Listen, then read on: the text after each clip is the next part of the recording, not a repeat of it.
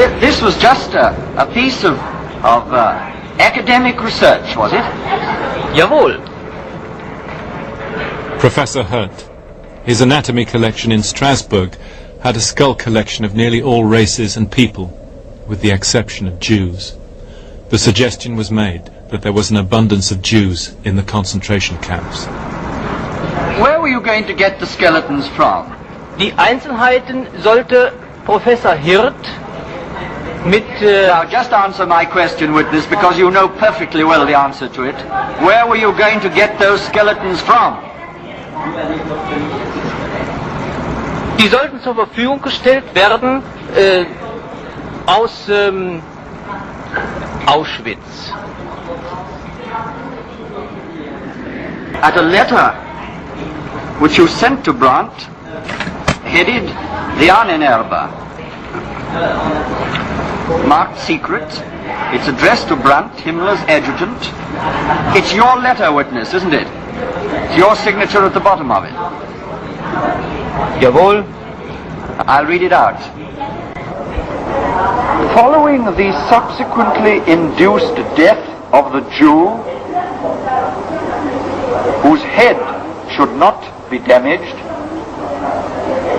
the delegate will separate the head from the body and will forward it to its proper point of destination in a hermetically sealed tin can, especially produced for this purpose and filled with a conserving fluid. Having arrived at the laboratory, the comparison tests and anatomical research of the skull can proceed. Using their bodies for experiments. That was the report which you forwarded to Brandt.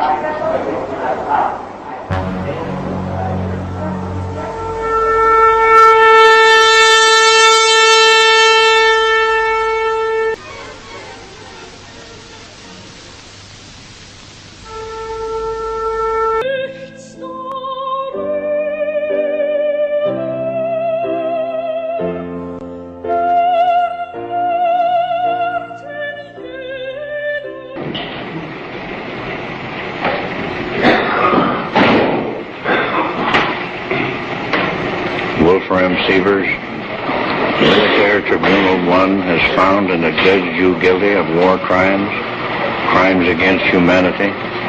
For your said crimes on which you have been and now stand convicted, Military Tribunal 1 sentences you, Wolfram Sievers, to death by hanging, and may God have mercy upon your soul. The officer of the guard will remove the defendant Sievers.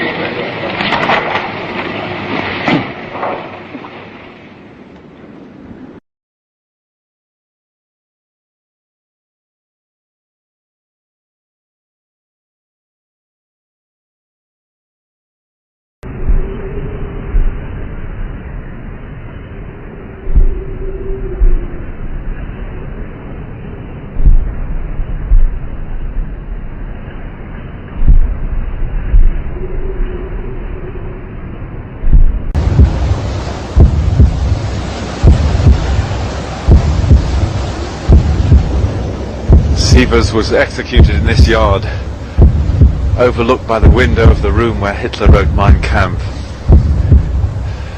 These events took place 50 or 60 years ago now, and it would be easy to dismiss Sievers and the scholars of the Ahnenerbe as a lunatic fringe. But that's not how they were seen by the Allied officers who interrogated them.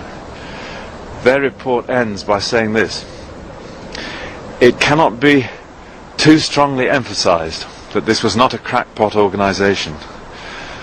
And these were men of the highest caliber, professors from the leading universities, men of the caliber of the atom splitters and the V-bomb designers, engaged in a project to rewrite the record of the past in order to influence the future course of history.